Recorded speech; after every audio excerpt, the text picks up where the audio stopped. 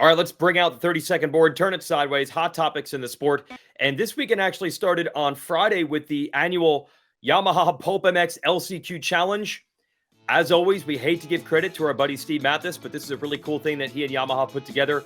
Yamaha puts a YZ450F up for raffle. All the raffle money goes right into a pot for this race on Friday afternoon. They got over $120,000 on the line, and some fun for all the industry people and the factory riders who actually want to watch this race with only privateers on Friday. It was pretty rad. I was a privateer mechanic for many years, right? I helped a few guys out, so I know the struggles, I know what it's like. But I also, the Supercross guys, they do a lot of good things for riders who are in the main events. So those guys are doing all right. How do I help the guys that don't make the mains, that go to all the races? That was the genesis behind it. Yamaha gave me a bike, said do with it whatever you want. We thought about giving it to a privateer, but then ultimately the raffle came to mind. And yeah, the idea is to help the privateers that go to all the races that don't make the main events. As a lifelong privateer, if only that race existed when I raced, because the cash that was getting shoved out, oh my gosh. And it was cool. I mean, for Josh Cartwright, that's so rad to win that big chunk of cash. It was a fun race too, because there was so much money on the line that the intensity for me anyways was like, what's going to happen? It ended up being kind of a mellow race, but yeah, it was a cool thing for Steve Mathis to do. But Jason, I got to ask you, did you get paid? Because you and I both covered the race. I don't recall getting any money, but the privateer sure got a lot. Yeah, I did try to negotiate with Steve to try to take money out of the privateer pot and give it to myself. I guess it's probably not the way I should be negotiating. So yeah, we're going to leave this as a pro bono. And congrats to Josh Cartwright. He spoke to Haley Shanley of Race Day Live about the win on Saturday. Oh, it feels amazing. Just for a lot of us privateers, we're paying all of our own stuff. And for Steve and Pulp to put this on, it elevates the industry. I can't thank him enough. I mean, that's 20, 25K in my pocket that I can put towards my truck, my house, my anything, my bikes, my program. That it's amazing. And I got a decent start. I got into the lead and just rode my own race. And I'm so happy. You have no idea. And Cartwright, way to make up for, by the way, one of the biggest gaffes we've ever seen. We made fun of him last week, and I heard you gave it to him after the race on Friday because he blew a spot to get into the heat race in Nashville. Yeah, gave him the goods on the podium. He loved it. He accepted it. He knew what he did the week before. But, I mean, what a turnaround. What a reward. I mean, for a privateer like that who's just scraping every single week to get a big chunk, I just think that's so cool for those guys. And congratulations to Steve Mathis. I can't believe I'm saying it. Again, awesome race. It's growing. It was well promoted, well received by everybody, and successful all the way around, as has St. Jude been over the past few seasons. Again, I always shout out Ryan Dungey. He deserves it, but over 1 million raised. The auction's going on right now, so get in. There's a lot of stuff on the auction, too, that I didn't even know was on there. So go to supercrosslive.com/St. Jude and get in on the auction. It's going off right now. Yeah, tons of stuff from the New Jersey race. And if you're going to pick a race where you want a jersey or some plastic from a bike that won't be forgotten, it's that mud race. A lot of that stuff up for grabs. So bid on it now. It ends right after the Salt Lake City race. This is also cool. Opening ceremonies at Denver. Jett Lawrence comes out as always, but with a special guest. This is really cool. Peyton, who's a huge fan of him, got to sit on his shoulders on the podium at the beginning of the night. What an experience. And this story is wild. So a year ago at Salt Lake, Peyton wanted to meet Jett. She loves Jett. She waited in line all day and then actually passed out. And that was the sign, or that was the start of them figuring out that there was something going wrong. Come to find out she had brain tumors, obviously gone through a very traumatic experience, reached out to Lucas Myrtle, the dad did, Peyton's dad, and asked if there was any way in Denver if we could just meet Jett. Can we just meet Jett? My daughter loves Jett. Opening ceremonies on his back. I mean, could you imagine what, I mean, I wouldn't even be able to imagine what that experience may have felt like, but to think that was a whole year later and what transpired there, what a crazy moment. Again, shout out to the Lawrence brothers. They always do these types of things. So I'm not surprised, but wow, what a crazy story and a great moment for Peyton. And once in a lifetime experiences, I guess it keeps on going. It wasn't a podium like Evan Blair a couple of years ago, but my kid, Lane, raced the KTM Junior Supercross Challenge, blew my expectations away. I just didn't want to get last, and we ended up getting sixth. Congratulations on the whole thing. It was awesome. I enjoyed watching you that entire race. Thanks to the TV crew. They gave us great coverage. nothing like being a parent. I didn't ride motorcycles growing up. I'm glad he got this experience that I wish I could have had when I was a kid. So that's amazing. I'll bring him out to more races because guess what? We got the Pro Motocross Championship starting in a couple of weeks. And I know Jett Lawrence is bummed that he's not going to get to race Eli Tomac, but there's still going to be a lot of competition on the line. And Jett in a 450, get your tickets now, everybody. I'm so excited for it. It's just like it's that new chapter in my life where I get to step up to the big boys, you could say. It's no messing around there for sure. So I mean, it's I just can't wait really. It's I just itching at the bit. I just want this series to wrap up just so I can go out there and just you know, not even to go out there and try and win races, just to learn. It's going to be fun. I just can't wait to get out there and learn. Just think back to Motocross of Nations. That's when we actually saw him debut on the bike. He looked pretty good there with minimal time. He's had a lot more time to prepare. But he's going up against Dylan Ferrandis, a Pro Motocross champion. He's going up against Chase Sexton, who is going to be our 2023 Monster Energy Supercross champion, who was phenomenal last summer. Right? It's hard to say this right now. It'll sink in after Salt Lake City. It just hasn't sunk in yet. Okay. But that battle is going to be incredible. And I've been telling everybody, this 250 Outdoor Championship is going to be insane. Justin Cooper, RJ Hampshire, look at RJ Hampshire right now. Tom Vial, the two-time MXGP world champ. Get your tickets. I can't wait for Fox Raceway. Round one's going to be off the hook. It's going to be a good one. And before we get to round one, we still got a showdown. There's a chance, I'm hearing there's a chance we might see some number ones on the track for the showdown, but not just the Hunter and Jett show for me.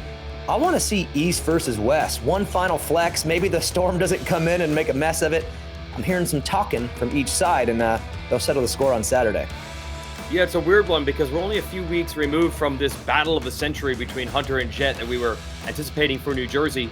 But I feel like Jett, he made it pretty clear in the press conference, now that he's got his 250 title, he's thinking 450. I don't think he's looking at this as an ultimate brother versus brother showdown.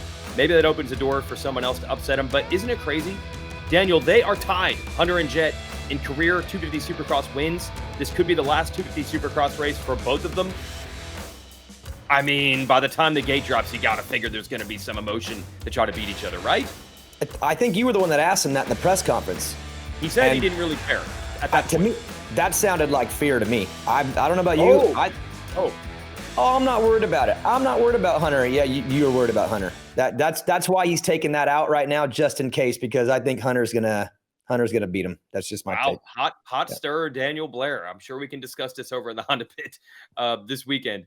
It was emotional of a different kind on the podium this weekend. Certainly Eli Tomac and what happened there is the lead story by far from Denver.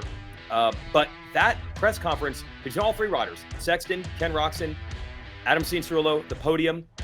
What I thought was interesting was the sport gives and takes. It's taking something away right now for Eli Tomac. But the three riders who benefited that night, Sexton, Roczen, and AC, they've all been through that. And that's why Adam Cianciarulo, I know some people are going to say, you only got a podium because so many dudes are hurt.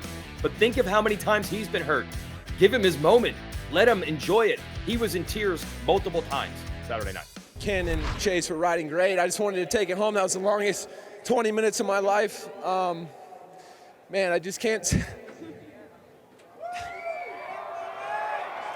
Hate to be that guy, but I can't say enough good things about the people around me that believed in me when nobody else did. I believed in myself. I fought every day.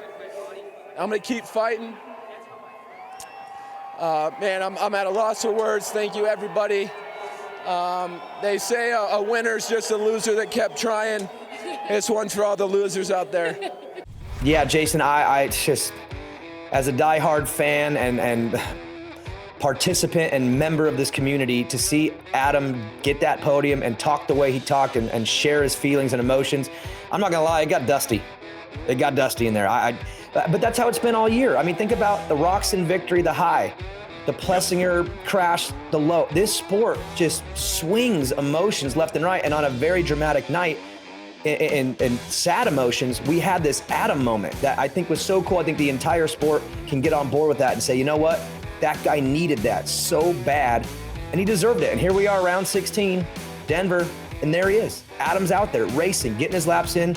And yeah, Jason, he gets that podium. That was a big emotional up for me.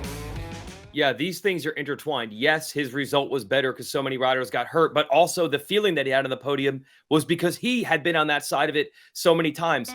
And it leads back to this Tomac story. I'll just give you my perspective on it. I don't often get to watch opening ceremonies from the stands. I was only in the stands this week because I was just a moto dad with that KTM Junior Supercross challenge for my son, and I was watching it sitting next to my wife. I've never sat next to my wife in the stands at a Supercross. And I tell her, I'm like, wait for this. When Eli Tomac comes out here in Denver, this crowd is going to go nuts. And when you see that iconic number one, the tint goggles that you've always seen from Eli, he had a Broncos jersey on, crowd's going nuts. It was just so iconic. I had chills just from that. At that point, we didn't know how the night was going to end. But it just reminds me of how powerful Eli Tomac has been as a star, as a shining light for this sport, as the iconic type of guy that he has become. And even though it ended badly here, I think we need to remember just how good he has at least been. Maybe it's still not over, could come back and still race, but I don't want to lose sight of that. He is certainly one of the icons of the sport. Absolute legend, the best of this generation. The numbers don't lie, and the eye test don't lie. We have seen some of the most magical moments, and for me, it goes back to 2017, Salt Lake City. He came through the pack and made a run at Ryan Dungey that night, and I was like, this guy is great. He is great. I don't know what's coming, but he is great. And then what transpired was greatness for years, and the numbers, the wins, and these moments, the Daytona. I mean, just put it all together, and I will say, me personally, it has been so great to watch and cover his career. He's a role model, high character guy, and a legend. And again, I don't know what happens next. I'm with you. I don't know what really happens here, but I will only remember him one way, no matter what, as an absolute icon in the sport. Yeah. So hopefully we see him back at the races in some capacity fairly soon. But what this all means is Chase Sexton, I don't think we've ever had this term in the sport. He's the champion-elect. He has not mathematically won the title. He only has a 7-point lead, but we know that Tomac is not going to race the finale here in Salt Lake City. So it is impossible for Sexton to not win this championship. As much as I can't wrap my head around what happened to Tomac, I really can't wrap my head around. We spent how many episodes of this show saying, when is Sexton going to figure it out? When is he going to be as consistent as Webb and Tomac? And in the end, consistency is what is going to end up winning this title for him. Webb and Tomac are out. Sexton and Honda are going to win this title. Congratulations for Chase. I said it on the broadcast. I meant every word of it. You just don't give up because you never know. And Jason, we always talk about, well, it looks like it's over, but you never know. This is the prime example of it is not over until it is over. And he survived. He's your champion. It's incredible. And again, he did not get to feel the celebration, the reward, because the moment was not right. But I do hope in Salt Lake City that he gets to take in that first feeling of winning a 450 Supercross championship, because at the end of the day, he did earn it with a little bit of help. But he did earn it because he survived, and he will be the number one rider next year. They'll all be chasing him. The one will be on his plate at Anaheim 1 in 2024, and he earned it.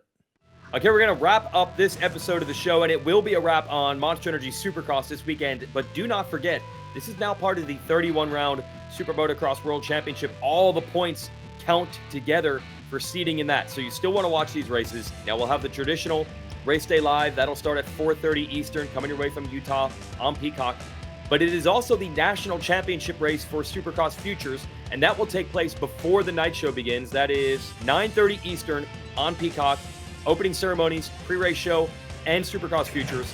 And then at 10, we'll start a traditional night show. Hi folks, Lee Diffie from NBC Sports here. If you truly enjoyed what you just watched, you can get more news, interviews, and highlights by subscribing to the Motorsports on NBC YouTube page. You can get it all, so go for it.